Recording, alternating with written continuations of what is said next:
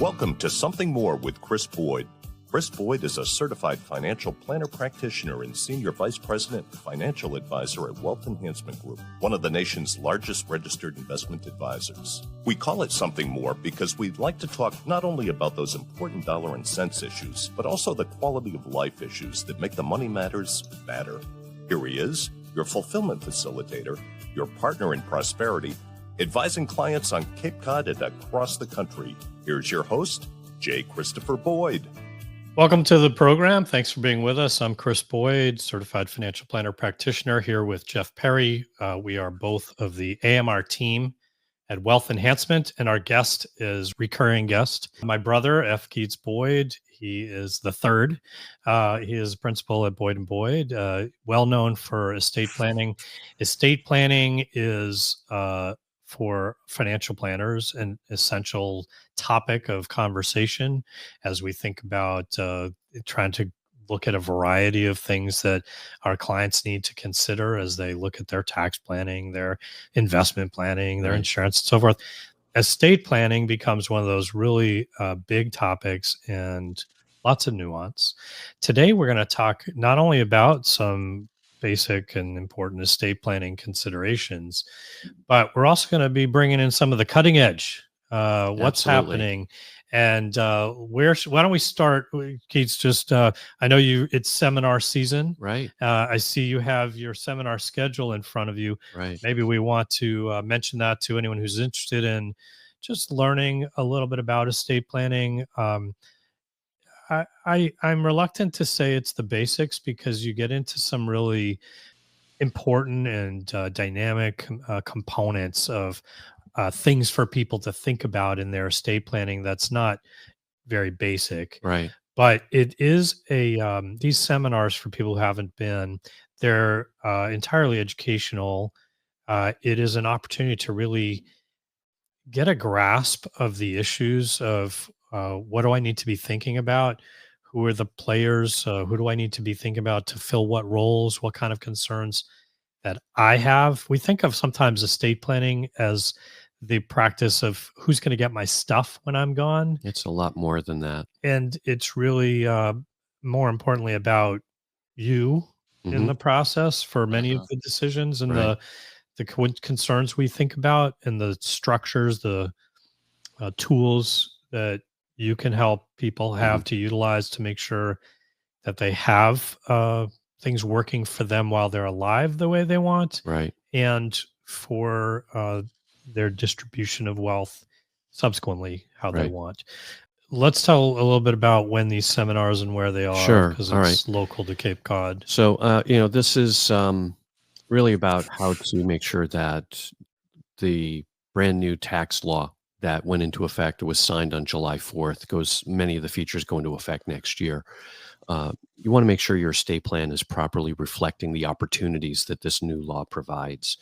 And so we've got some seminars set up starting, we actually started on the 10th, and we've got some more on the 16th, 17th, 23rd, and 24th of September of 2025. So we're going to be able to just provide some good education, talk about really the shift away from estate tax avoidance. While it's still an issue for people who reside in the few states that still have an estate tax, like Massachusetts, we're more concerned about making sure the estate plan does proper income tax avoidance planning, getting the most step up in basis as possible whenever we can, looking to make sure that the trusts and the wills that we're using will minimize the income tax impact, because very often most structures are set up to have a very high income tax.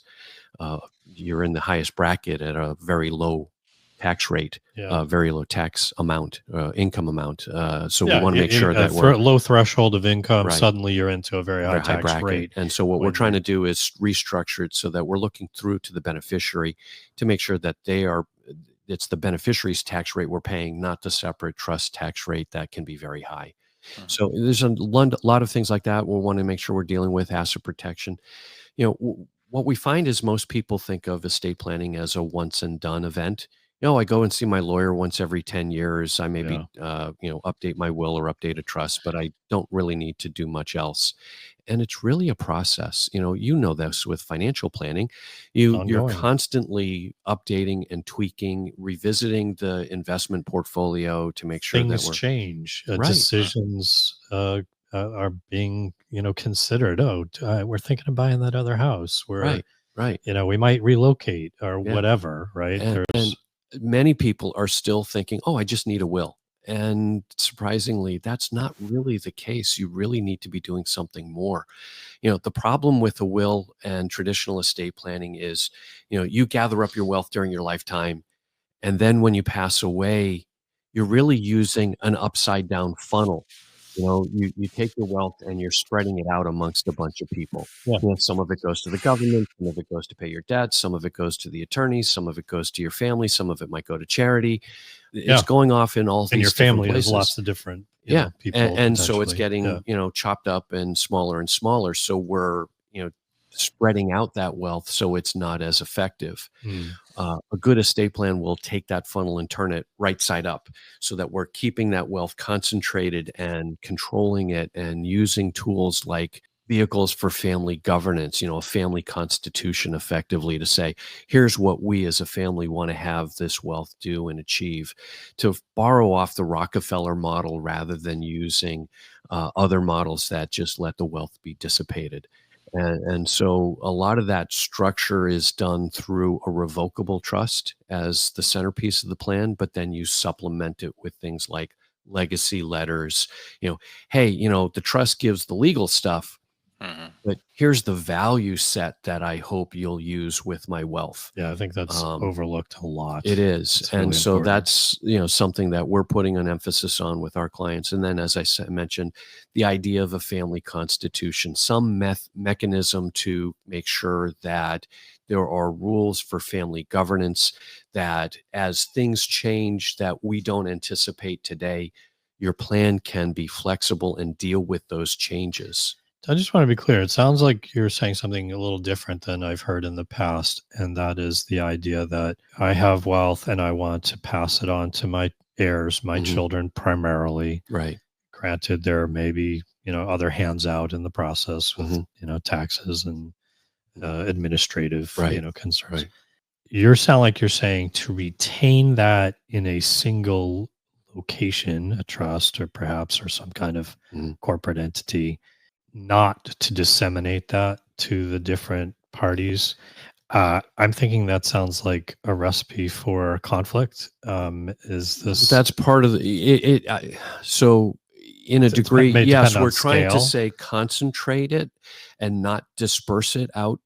I think the big difference is a preposition that our dad used to talk about. You give it for your family, not to your family. Yeah. And so using a trust that's built to retain the wealth, it's not to say that we don't want the kids to use and enjoy it. That's not the goal. The goal is to make sure that it's not to prevent that. Yeah. We want to make sure that they're getting the benefit of the gift that you're leaving the kids, that they can decide how to invest, for example, their portion of the inheritance. We're not trying to take that away. So their portion of the inheritance, they still control their portion piece of it. Right. It's the difference is really understanding that ownership, property rights are analogized to a bundle of sticks. All right. Jeff, you may remember this. Yep, I do. Law school, right? If I own a piece of land, when I own it outright, I got the whole bundle of sticks. That might be the right to take crops off the land. That might be the right to live on a house that's on the land. That might be the right to dig out minerals from the land. Gotcha. It might be the right to sell the land in its entirety. It might be the right to retain the right to live there, but sell the remainder interest. It's all different rights that are in one big bundle. Yeah. What we're trying to do with a good estate plan these days is to say to the kids, here's the entire bundle of sticks except one stick. We're going to keep the ownership stick in the trust set up by mom and dad. So mom and dad's trust will own it. You can do everything else with it. Why is that desirable? Okay. Because if you own all the bundle of sticks and I sue you for some reason, I can take away some Your or all sticks. of the sticks. But if I don't own the sticks, you have a harder time taking those from me. I can't take the ownership away because I may sue you, but I'm not suing mom and dad's trust. Mom and dad's trust didn't get into a car accident. A party to the problem. Mom and dad's trust didn't have some negligent act, didn't have an employment disagreement, whatever. Having a protection in effect. That's right. Okay. And so I still can control it all. I can have the benefit of it and enjoyment of those resources, right, without the liability of the risk of loss that someone can take it away from you, right? Okay. And so what we're trying to do is keep it concentrated in mom and dad's trust, and then supplement that or complement it with family governance documents, whether that be an LLC or in the new technology world company, which is what an LLC. Right. Yeah, it's a business entity, and so structure. Effectively, what in some cases, let's say that mom and dad have a home here on the Cape, and they want the kids and the grandkids to keep the home and use it for multiple generations, right? Haven't seen that. What are we doing? We're putting our kids into a business relationship. We may not think of it that way, but we're forcing our kids to be partners in the ownership of this home. And we need to set up a business structure to allow the kids to properly manage that, to say, hey, you as the owners, you may have to contribute toward the property taxes. You as the owners, we may need to contribute to do a renovation. If we decide we can rent the property out and use the rent to pay for some of these expenses, or maybe we're all going to take turns, but now if one of the kids moves to California and we're forced to stay in this business relationship, what's fair, what's equitable? How do we manage that? What if finances require that I can't afford to maintain this relationship? And I need other to sell, family members pick no, up I what like happens. to stay there. I don't want to sell. Right. Now what do we do? Right. And that can be handled through a business structure like a limited liability company. LLCs are great because they are the simplest of business structures, as if you're going to get into a formalized business relationship, right? Yeah. That doesn't have a lot of formalities to deal with. Annual meeting or whatever. You don't have to have officers and elections and corporate resolutions and all this other stuff that keep the lawyers busy if we use a corporation. Yeah. Right. Yeah. Corporations are great if you're a lawyer because you've got lots of work that you need to do. Not so great if you're the business owner who just wants to do the business of managing the real estate.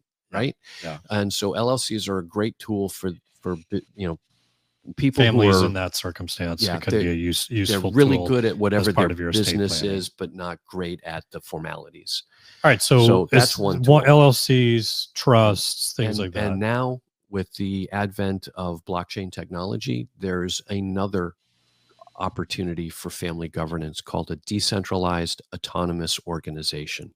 Hold that thought. Okay.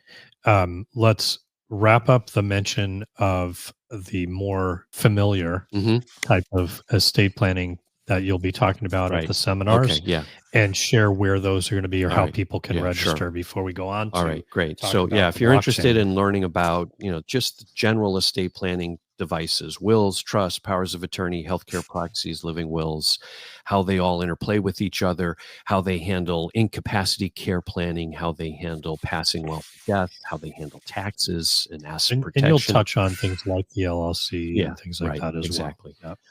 So again, they are at the Wauquasit Resort on Tuesday, September 16th at 10 in the morning. These are all at 10 in the morning, by the way. Wauquasit Tuesday, September 16th. The Courtyard by Marriott in Hyannis on Wednesday, September 17th. The Daniel Webster Inn in Sandwich on Tuesday, the 23rd. And finally, the Windsor House in Duxbury on Wednesday, September 24th. And to register, it's a really easy URL. You can go to www.ursvp.com. So that's the word YOURSVP.com, and enter a code CEGBUS, or you can call our office at 508-775-7800 and just tell somebody that you'd like to register for the upcoming seminars. We just need to know how many people are going to be there. And they'll help you figure out which one's the best time and yeah, location right. for your availability. Exactly. So that number again is 508-775-7800. Right. All right. That's what you'll be talking about at the seminars. Mm-hmm. Now we want to talk about an evolution, right? Right. There is a new technology Mm-hmm. people may want to know about, be familiar with, and maybe start to gravitate towards. Right. This making use of a blockchain technology. Mm-hmm. And what did you say? Decentralized autonomous organizations, DAOs. Some people say DAOs. It's a business entity that is used primarily in blockchain technology for managing a blockchain. Okay. Contribute. This is going to sound confusing to people. What's blockchain? Okay. And all, so, all right. What's a blockchain? We've heard the term primarily in the context of cryptocurrency. Right. But that's not the only use of the blockchain. Blockchain is a technology. In a sense, it is not necessarily tied to cryptocurrency strictly. Right. Historically, we're all familiar with because of Bitcoin and Ethereum. If you've followed that type of cryptocurrency at all, that is where this was first developed. Yeah.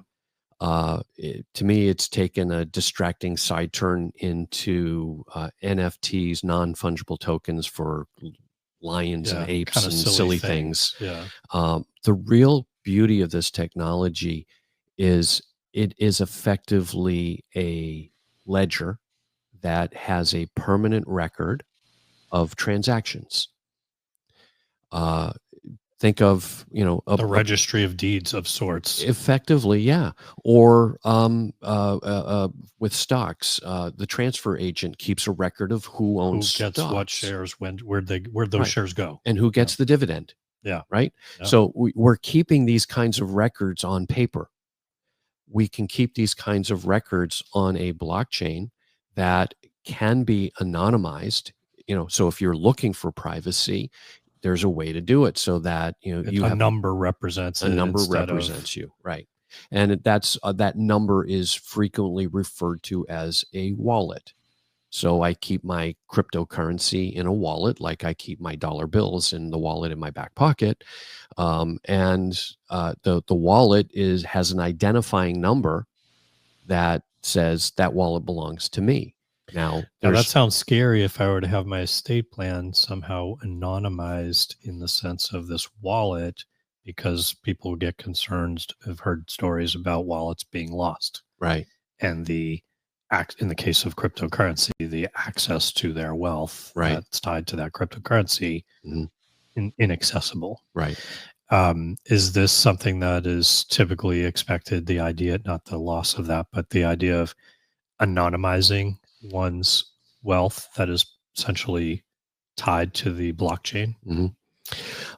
It is, I think the ability to keep it anonymous, if somebody wants that, is desirable. A lot of people like the idea of privacy. In fact, that's one of the reasons many people choose to have a revocable trust over using a will. A will becomes a matter of public record. The assets going through the estate can become a matter of public record. And that loss of privacy is undesirable to most families. You don't want the nosy neighbor next door being able to just run down to the probate court and say, hey, I'd like to see the probate estate for Jacqueline Onassis, open it up, and there's all her financial affairs right there in black and white, right? So a trust helps avoid that.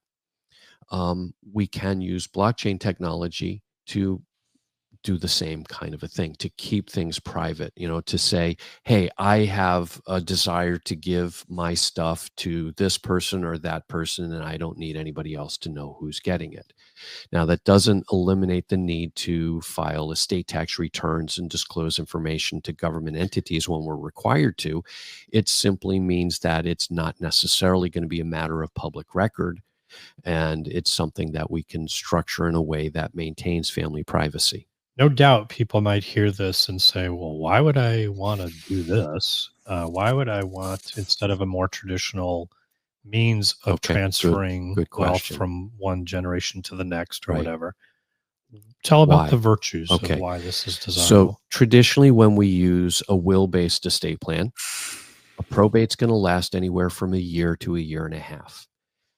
In Massachusetts, 1 year is mandated by statute. We can't close a regular probate until that 1 year time frame is over.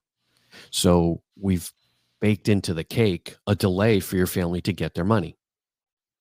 If we use a revocable trust, we're often dealing with a similar delay. Now, if it's a smaller estate where there's no estate tax return required, sometimes we can wrap those up relatively quickly. I'm going to say 6 months. Okay. But that's still a delay. Wouldn't you like a system where within 30 days, everybody can get whatever they're entitled to? Quite frankly, we could make it virtually instantly once certain criteria are met. Yeah, that wealth could transfer from the deceased to the heirs, lickety split. Yeah. But I think it would be wise to put a little bit of a delay in there. So the system that we're building has a 30-day delay, so that if there is fraud, we have a way of stopping the transfer to someone who's not supposed to receive it. Conveyance. Right. Okay. So we've built a 30-day delay in there, but it could be instantaneous that estate taxes are calculated and paid, income taxes are calculated and paid, debts of the decedent are calculated and paid, and the heirs get their wealth, perhaps with a small reserve, and then we go from there. Okay. So speed is the big advantage here, but it's not the only advantage. I thought that was one of the reasons I used a trust. Saying, devil's advocate. Doesn't that happen faster than a probate? Yes, would? But the difference is this. So once a death occurs with a trust, the new beneficiaries, the kids, step up into the place to be the beneficiary. So they're able to have access to things. But the reality is, when we're settling an estate, there's really 5 steps that we're going to go through. We have to take an inventory. What did somebody know? What did somebody own?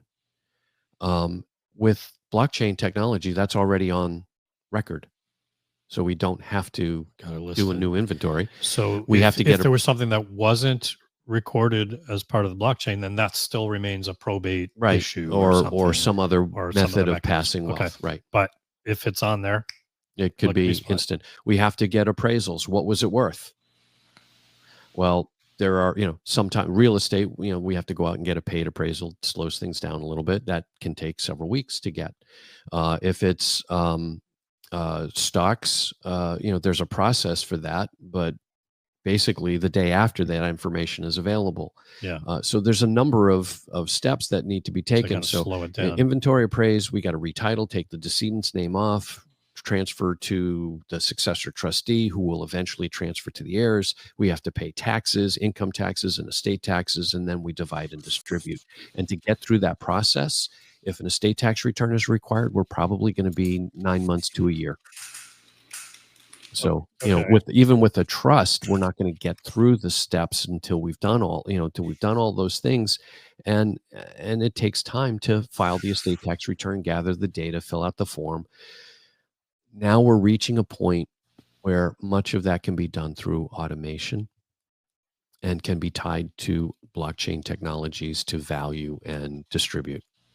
Keith, sometimes when someone passes and they've kept their estate planning, private, meaning just themselves sometimes, right? And their attorney. Yeah.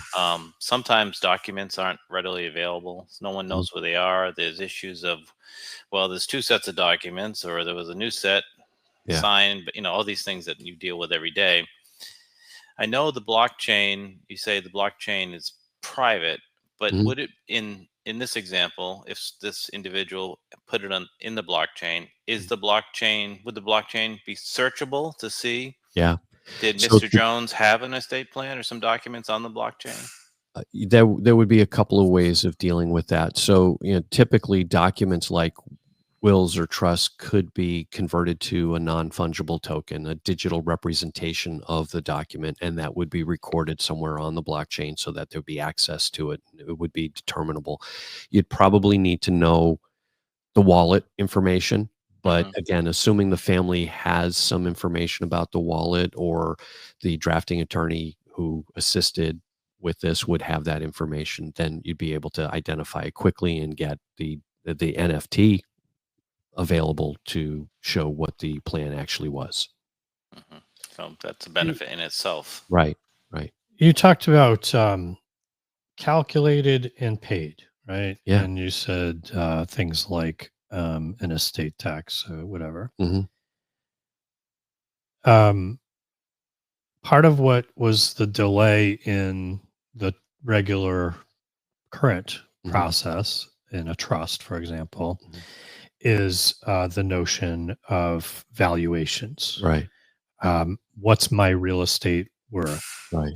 And that often requires an appraisal Mhm. for me to get a calculation. There's a delay in that process. Mhm. How will you navigate that kind of an issue Right. with the notion of that transference or that conveyance Sure. of transfer of ownership? There's a couple of ways. Some of them are available, some of them aren't yet, but will be in the not too distant future. Mm-hmm.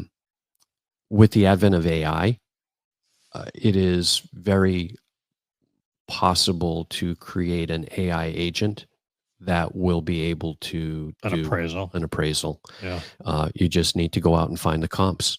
Yeah. And so you have, the technology isn't there yet, but it's probably right on the horizon. The other option would be to memorialize the real estate ownership as a non-fungible token. There are some technologies out there that do this with stocks right now, and you could then see what that NFT is trading at As on, its assessed value in a sense. right. So, if I understand that correctly, essentially, I would say the ownership of my property that I own here and now is connected to this non fungible token. Right. And if I wanted to transfer the ownership of that, I would be selling, in effect, this non fungible token, Right. which owns this Real real estate. estate as a means of transferring ownership. Right. And therefore, there's a Market. potential for a market of sorts for Right. assets like that. That's right. And you think that's likely to be the way some of this is happening in the not too distant future? Yes. Okay. Very interesting. Very interesting. Yeah. So the question is going to be, where do you want record of your real estate ownership to be? At the county registry of deeds and books and pages on paper? Yeah. Or do you want it to be more digital? And there's going to be a competitive alternative solution for real estate, for stocks and bonds, instead of transfer agents. Well, I bet you happen. could name dozens of heirs that you Mhm. are working with after the passing of their parents, Mhm. who presently expect this to be like, aren't we done? It's been a month. Yeah. Like every one of them probably, Mhm. Yeah. And so the idea of moving this process to something more efficient, let's Mhm. call it, Yeah. would have great appeal Yeah. if you're maybe automating, for lack of a better Mhm. term, some of the process of how is this accomplished. Right. Sounds pretty appealing. Right. Right. So now all right. So I'm someone who says, oh, this sounds interesting. I should do this. Mhm. Is this doable today? We're on the cusp. We've submitted a patent for this process for what we're calling the wealth blockchain. Mhm. So we're technically patent pending. Takes a little bit of time for that patent to come through. Yep. What we're as far as the technology is concerned, we're probably about a month out from starting testing of transfers. To artificial transfers. Should I think in terms of, hey, a year from now, this is going to be very different, or is it 6 months? Is it 10 years from now? We're hoping to be. How quickly is this going to We're impact hoping to people? be live before the beginning of the year. Wow. So do you think now most of our clientele, and I know most of your clientele, tend to be people who are in retirement, Right. Maybe an older set who are maybe a little more skeptical of this technology. Right. Just it's unfamiliar. Sure. Who's the target Okay. audience for this kind of Yeah. planning? Initially, the people who will be the first adopters of this approach will be people who are already active in the crypto field. Kind of cryptocurrency, familiar with blockchain Yeah. technology Right. already to Yeah, some extent. they'll get it and they'll understand the application. And so they'll be ready to adopt this relatively quickly. I think the next step for more broad adoption will be a hybrid approach, where we still have traditional estate planning documents that control some of the assets, and we digitize other portions of the estate to be controlled by blockchain wealth transfer You could see process. how that could make sense. So that will probably be the next stage, and with final adoption, I'd say within 5 years, this could replace traditional estate planning. Really interesting. I wanted to ask you about another element of this, and that is when we talk about trusts, typically, we kind of hit a fork in the road. And we think in terms of two different approaches to the estate planning. One that's intended to shelter wealth, that is essentially giving it away prematurely before, before I have a long-term care event, a Medicaid need, and where that might take it out of my access. And one that's more designed to plan for taxation and, some of the kind of things you were talking about earlier. How does this technology fit into the prism of this kind of approach? In order to answer that, I have to step back for a second just to explain kind of some of what we're doing with the technology. Yeah. All right. So when you look at a trust, that is essentially a contract, an agreement amongst three parties. The person who's making the trust, the donor, settlor, grantor, trustee, trustor, whatever terminology you want to use. Yeah. The person who will manage the assets that are owned by the trust, a trustee, and the person who gets to use and enjoy the assets, the beneficiary. Yes. Wills technically aren't necessarily contracts, but they are contractual in nature as well. I'm going to put down on paper who's going to get my stuff when I die, and my executor is going to oversee it and make sure it happens. But the court has to approve the process, which is kind of the difference. Maybe. Right. Okay. So what we're doing with this technology is recognizing the fact that there is something called a smart contract in certain portions of the blockchain world. Ethereum initially, Solana is another one, that you can put an agreement that says, if this, then that. Right. Basically. Yeah. My wallet is going to transfer X amount of Ethereum because Joe Blow mows my lawn. And when the certification comes through that he's completed the job, go ahead and move the Ethereum from my wallet to Joe Blow's wallet. Well, that's a trust by another name, effectively. It's a contract to transfer wealth from one person to another when a certain event occurs, in this case, a death, or can transfer control from the owner to the next person who's going to be in control if there's an incapacity. So we can put certifications onto the blockchain, an affidavit through an NFT that says the person has died. Here's a copy of the death certificate. We can verify that through records through Social Security Administration, for example, to show that, yes, Social Security shows the person has passed away. So we come at it from multiple sources to confirm that the death has occurred. And now we know, okay, it's okay to transfer the wealth from the first person to the second person. Okay. Again, we're going to build this with similar types of trust feel to it. We can make it a smart will when I die, as certified by a couple of instances, then take my stuff and give it to so-and-so, my spouse, my kids, my favorite charity. Okay. And then the wealth is transferred to the ultimate beneficiary and it's done. We can build it like a trust that is for someone.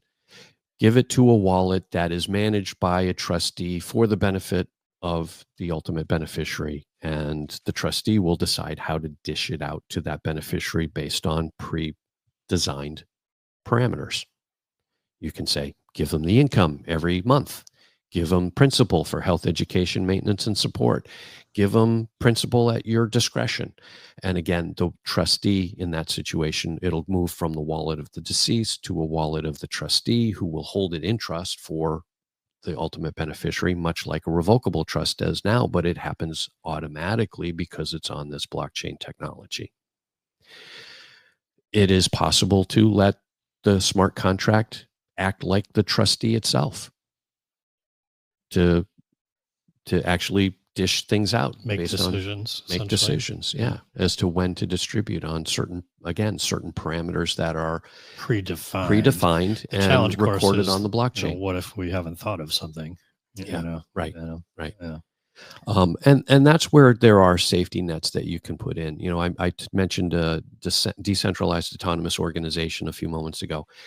Initially, that's going to be the easy way to accomplish this. You put your assets into a business entity, a DAO. You have the DAO subject to the contract. And well, now the DAO ownership changes, but so does the assets owned by the DAO. You can use an LLC the same way if you don't want it to be totally blockchain oriented, and it transfers, from the ownership of the membership of the LLC shares, transfers at death from one person, one wallet to another wallet. And that manager of that LLC can act like the trustee to distribute out to the beneficiaries. A DAO basically allows the various owners to vote on things. And so it's managed in a more flexible nature, because the owners can take into account things that we don't consider today. So they can vote on liquidating the DAO if it makes more sense to do that. They can vote on making partial distributions because there's a need for one person to get some money. They can vote on changing the investment structure from a stock account to a bond account, or whatever the nature might be. Mm-hmm. So it gives more of a democratic management structure than traditional business entities would provide. All right, you got all that, Jeff? I think my head exploded about 5 minutes ago, actually. I know. I think I lost him on that last part of managing the DAO stuff, but so there's obviously a lot of opportunity in blockchain technology, and this is a small piece of those opportunities. I think for people maybe my age and older, they'll some hesitancy because they don't understand it. They don't know how it works. They can't go into the office and talk to somebody. Well, they will be able to. What part of what we're doing is we're gonna. So the blockchain. This is really, to me, it's a 2-level approach to address planning. The first level is the blockchain and the smart contract. The second level will be a software application. I'm for the implementation of this. And so most lawyers are not going to learn how to write a smart contract. Mm-hmm. They may know the law, but they're not going to know the technological programmatic portion of this. So a software application that the lawyer can subscribe to say, okay, let's build a smart contract that works like a domestic asset protection trust, or a spousal limited access trust, or a Medicaid planning trust.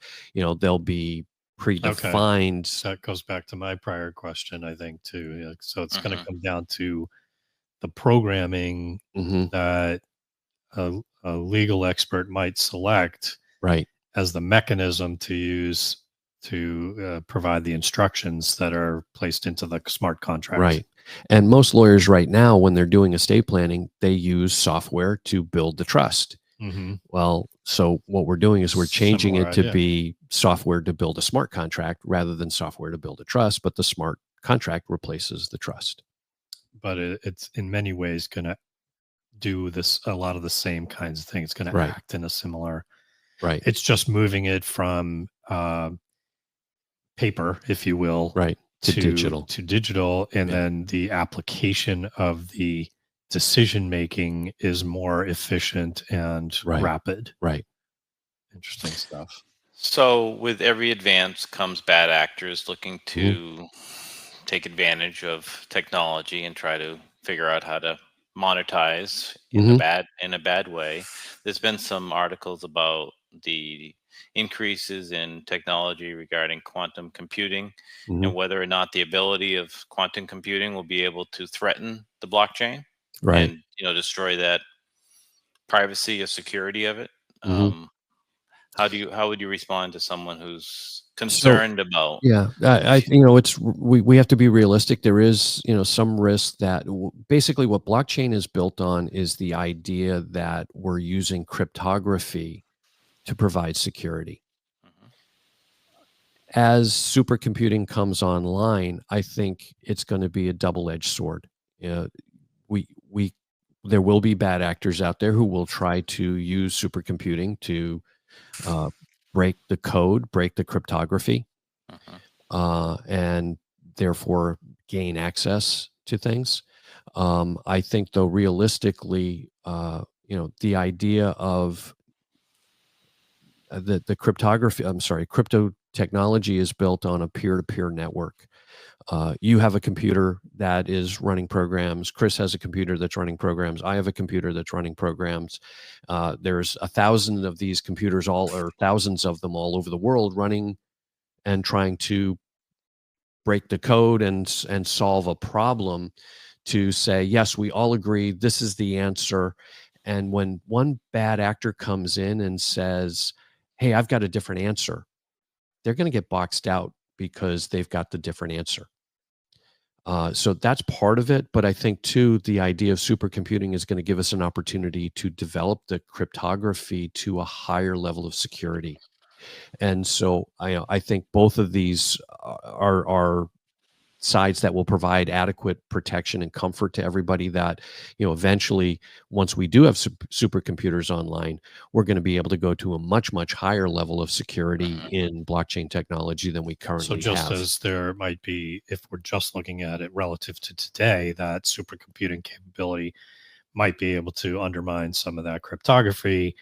But if we have the ability to use that for advancing the cryptography, it'll be a much harder code to break. Yeah. And again, then you still have that idea of the peer-to-peer network. Just for people who aren't computer geeks, like I guess I am, a peer-to-peer network is a network where each computer can talk to all the other computers, and each computer stores all the data on its own hard drive. Most commercial networks are built differently, that there is a server that holds all the data, and all the computers feed onto that server and pull the data off, do what they want to do, and then put the data back on. Peer-to-peer networks are something that we've been working with since we started using networks at Boyd & Boyd PC, where every computer can talk to the other computers, and the data isn't necessarily stored in one place. It's all over the place, and that adds added security. My mind is going back to the music shared file program. What the heck was that? Do you remember? Napster. Yeah, that was a peer-to-peer network where everybody was sharing their music files, their MP3s, and granted, it did violate copyright, but it was that's a good conceptual, how it works essentially. Right. All right, well. We're going to talk to you more about this in the future, no doubt, because it sounds like this is just at its early stages of adoption, and really intriguing, interesting stuff. In the meantime, don't hesitate to deal with your estate plan, but be aware that there are really interesting possibilities evolving over time, and may have some impact in the future as it relates to this. I think, for the families who are looking at doing a traditional estate plan and saying, well, is this new technology going to undo what I just did? It's going to be irrelevant. No, it's not. Will it replace it? Maybe someday. But I think there will be people who will be hesitant to adopt it, and so therefore, over our lifetimes, there's still going to be traditional estate. There's going to be traditional estate planning, and so if once this technology is out there, you may be able to hybrid it. But if you want to just work with your paper documents, that's going to work, and it works well. We know it. It's been around since the 1500s. Yeah. So again, if you want to learn more about those seminar dates, maybe send them to a web page. It's www.boydandboyd.com. YOURSVP, URSVP.com. And there's a code you can enter, CEGBUS, or call the office at 508-775-7800. We hope you can join us for one of those. We try to share lots of good information. We'll include that link in the show notes, so you'll be able to find that more easily. And in the meantime, thanks everybody for being with us for another show. Until next time, keep striving for something more. Thank you for listening to Something More with Chris Boyd. Call us for help, whether it's for financial planning or portfolio management, insurance concerns, or those quality of life issues that make the money matters matter. Whatever's on your mind, visit us at somethingmorewithchrisboyd.com or call us toll free at 866-771-8901. Or send us your questions to amr-info@wealthenhancement.com.